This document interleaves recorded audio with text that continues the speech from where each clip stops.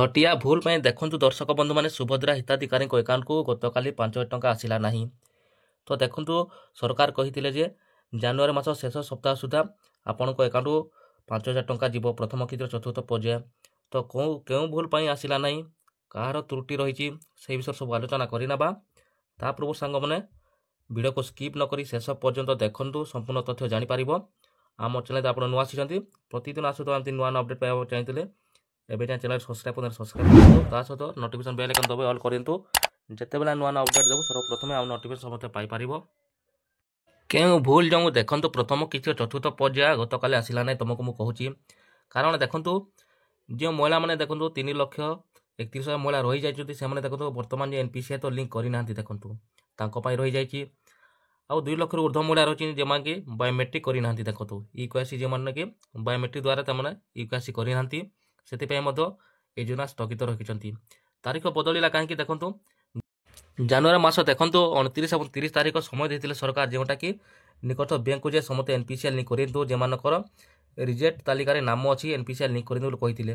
କାହିଁକିନା 3 ଲକ୍ଷରୁ ଉର୍ଦ୍ଧ୍ୱ ମହିଳା ଦେଖନ୍ତୁ କରିପାରିନଥିବେ 29 ତାରିଖ 2 ଦିନ ଯେଉଁ ସମୟ ଦେଇଥିଲେ।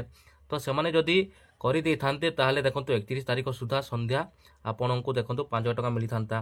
ତ ଦେଖନ୍ତୁ ତାରିଖ ବଦଳିଗଲା, ଏଥିପାଇଁ ମୁଁ କହୁଛି। କାହିଁକିନା ଦେଖନ୍ତୁ ଜାନୁଆରୀ ମାସ ଶେଷ ସୁଦ୍ଧା ଦେବି ବୋଲି କହିଥିଲେ ସରକାରଟା, ବର୍ତ୍ତମାନ ତ ଦେଲେ ନାହିଁ। କ'ଣ ପାଇଁ ଦେଲେ ନାହିଁ ଦେଖନ୍ତୁ, ସେଇଟା ଆମେ ତ କିଛି କରିପାରିବୁନୁ ଦର୍ଶକ ବନ୍ଧୁମାନେ, ସେଇଟା ସରକାର ହିଁ ଜାଣିବେ ତାଙ୍କର ନିୟମ କ'ଣ ରହିଛି, କ'ଣ ପାଇଁ ଦେଉନାହାନ୍ତି। ଏଥିପାଇଁ ଦେଉନାହାନ୍ତି ପ୍ରତ୍ୟେକ ମହିଳାକୁ ମୁଁ କହିବାକୁ ଚାହୁଁଛି, ଦେଖନ୍ତୁ 2 ଲକ୍ଷରୁ ଉର୍ଦ୍ଧ୍ୱ ବର୍ତ୍ତମାନ ଅଛନ୍ତି ବାୟୋମେଟ୍ରିକ୍ କରିନାହାନ୍ତି, 3 ଲକ୍ଷରୁ ଉର୍ଦ୍ଧ୍ୱ ଅଛନ୍ତି ଯେଉଁମାନେ କି NPCI କରିନାହାନ୍ତି। ସେମାନେ ଯଦି ଏ କାମଟା କରିଦିଅନ୍ତି ଅତି ଶୀଘ୍ର, ତାହେଲେ ପ୍ରଥମ କିସ୍ତିର ଚତୁର୍ଥ ପର୍ଯ୍ୟାୟ ସମସ୍ତେ ପାଇବେ। ଯେଉଁ 3 ଲକ୍ଷରୁ ଉର୍ଦ୍ଧ୍ୱ ଦେଖନ୍ତୁ ଯୋଗ୍ୟ ମହିଳାମାନେ ରହିଯାଇଛନ୍ତି, ଯେଉଁମାନେ NPCI ଲିଙ୍କ୍ କରିନାହାନ୍ତି, ସେମାନଙ୍କୁ ପୁଣି ଥରେ ମୁଁ କହିବାକୁ ଚାହୁଁଛି ଅତି ଶୀଘ୍ର ସେମାନେ NPCI ଲିଙ୍କ୍ କରିଦିଅନ୍ତୁ। କାହିଁକିନା ଦେଖନ୍ତୁ ପ୍ରଥମ ଚତୁର୍ଥ ପର୍ଯ୍ୟାୟ ଜାନୁଆରୀ ମାସ ଶେଷ ସପ୍ତାହ ସୁଦ୍ଧା ଦେବି ବୋଲି କହିଥିଲେ ସରକାର, ବର୍ତ୍ତମାନ ତ ଦେଲେନି। ଆଜି ହେଲା ଫେବୃଆରୀ 1 ତାରିଖ। ଦେଖନ୍ତୁ ସରକାର ତ କ'ଣ କରୁଛନ୍ତି ଆମେ ବୁଝିପାରୁନୁ, ସେଇଟା ତ ଆମେ କିଛି କରିପାରିବୁନି, ସେଠାରେ ତ ଆମ ଭୁଲ ନାହିଁ। କ'ଣ ପାଇଁ ଦେଖନ୍ତୁ ଆମେ ବହୁତ ମେହନତ ରିସର୍ଚ୍ଚ କଲା ପରେ ଦେଖନ୍ତୁ ଆମେ ତୁମ ପାଇଁ ଗୋଟେ ଭିଡ଼ିଓ ଆଣିକି ଆସୁଛୁ। ହେଲେ ଆମ ଭିଡ଼ିଓରେ ଦେଖନ୍ତୁ ବହୁତ ଜଣ ଅଛନ୍ତି ଯେଉଁଟାକି ଖରାପ କମେଣ୍ଟ କରୁଛନ୍ତି, ଖରାପ ଭାଷାରେ ଗାଳି କରୁଛନ୍ତି। ତ ସେ ଭାଇମାନଙ୍କୁ ମୁଁ କହିବାକୁ ଚାହୁଁଛି, ଦେଖନ୍ତୁ ତୁମ ପାଇଁ ରିସର୍ଚ୍ଚ କଲା ପରେ ଗୋଟେ ଭିଡ଼ିଓ ଆମେ ଆଣୁ।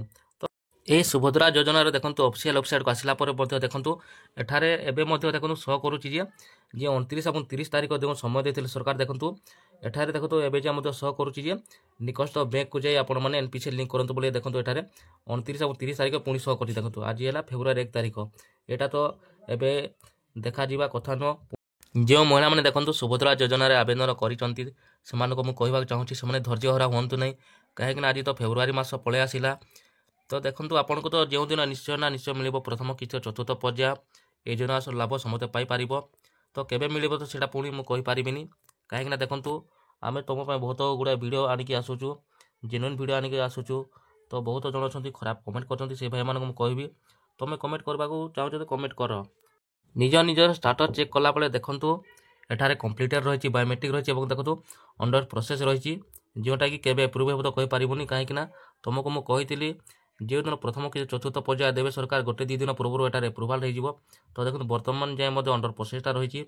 ତ ଦେଖନ୍ତୁ ଯେଉଁମାନଙ୍କର ଅଣ୍ଡର ପ୍ରୋସେସ୍ ସେମାନେ ଚିନ୍ତା ଜମାର କରନ୍ତୁନି, କାହିଁକିନା ଏ ପ୍ରଥମ କିସ୍ତି ଚତୁର୍ଥ ପର୍ଯ୍ୟାୟ ଦେବେ ଯେଉଁଦିନ ସରକାରଟା ଦେବେ ସେଦିନ ଆପଣଙ୍କର ଅଣ୍ଡର ପ୍ରୋସେସ୍ଟା ଆପ୍ରୁଭାଲ୍ ହେଇଯିବ।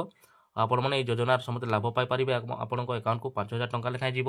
ଯୋଗ୍ୟ ହିତାଧିକାରୀ ବର୍ତ୍ତମାନ ରହିଯାଇଛନ୍ତି, ଯେଉଁଟାକି ସେମାନେ ଏପର୍ଯ୍ୟନ୍ତ ବି ବାୟୋମେଟ୍ରିକ୍ ଦ୍ୱାରା EKYC କରିନାହାନ୍ତି ଏବଂ NPCI ଲିଙ୍କ୍ କରିନାହାନ୍ତି, ସେମାନଙ୍କୁ ପୁଣି ଥରେ ମୁଁ କହିବାକୁ ଚାହୁଁଛି ସେମାନେ ନିକଟସ୍ଥ ବ୍ୟାଙ୍କକୁ ଯାଇ ଦେଖନ୍ତୁ NPCI ଲିଙ୍କ୍ କରିଦିଅନ୍ତୁ ଏବଂ ନିକଟସ୍ଥ ମୋ ସେବା କେନ୍ଦ୍ର କିମ୍ବା ଜନସେବା କେନ୍ଦ୍ରକୁ ଯାଇ ଦେଖନ୍ତୁ ବାୟୋମେଟ୍ରିକ୍ ଦ୍ୱାରା EKYC କରିଦିଅନ୍ତୁ। କାହିଁକିନା ସବୁ ମିଶିକି ଦେଖନ୍ତୁ 3 ଲକ୍ଷରୁ ଉର୍ଦ୍ଧ୍ୱ ମହିଳା NPCI କରିନାହାନ୍ତି ଏବଂ 2 ଲକ୍ଷରୁ ଉର୍ଦ୍ଧ୍ୱ ମହିଳା ବାୟୋମେଟ୍ରିକ୍ କରିନାହାନ୍ତି। ତ ସେମାନେ କରିଦେଲେ ଦେଖନ୍ତୁ ପ୍ରଥମ କିସ୍ତି ଚତୁର୍ଥ ପର୍ଯ୍ୟାୟ ଅତି ଶୀଘ୍ର ମିଳିବାକୁ ଯାଉଛି, ଅତି ଶୀଘ୍ର ମିଳିଯିବ। ଆପଣ ଧୈର୍ଯ୍ୟହରା ହୁଅନ୍ତୁ ନାହିଁ, କାହିଁକିନା ଜାନୁଆରୀ ମାସରେ ତ ମିଳିଲା ନାହିଁ ପ୍ରଥମ କିସ୍ତି ଚତୁର୍ଥ ପର୍ଯ୍ୟାୟ। ତ ଫେବୃଆରୀ ମାସ ତ ଆସିଗଲା, ଦେଖନ୍ତୁ କେଉଁଦିନ ନା କେଉଁଦିନ ସରକାର ଘୋଷଣା କରିବେ, ଯେଉଁଦିନ ହଉ ବି। ତ ଆପଣମାନେ ଧୈର୍ଯ୍ୟ ହରାନ୍ତୁନି, ଆପଣଙ୍କୁ এই ଯୋଜନା ନିଶ୍ଚୟ ମିଳିବ। ତ ଦର୍ଶକ ବନ୍ଧୁମାନେ ଆଜିର ଭିଡ଼ିଓରେ ଏହି ଛୋଟିଆ ଅପଡ଼େଟ୍ଟି ଥିଲା। ଅଧିକ ଜାଣିବାକୁ ଚାହୁଁଥିଲେ କମେଣ୍ଟ ସେକ୍ସନରେ କମେଣ୍ଟ କରିଦିଅନ୍ତୁ, ଭିଡ଼ିଓଟି ଭଲ ଲାଗିଲେ ଲାଇକ୍ କରନ୍ତୁ, ନିଜ ସାମନେ ସେୟାର କରନ୍ତୁ। ପୁଣି ନେକ୍ସଟ ଭିଡ଼ିଓରେ ଦେଖା ହେବ। ଥ୍ୟାଙ୍କ ୟୁ, ନମସ୍କାର, ଜୟ ଜଗନ୍ନାଥ।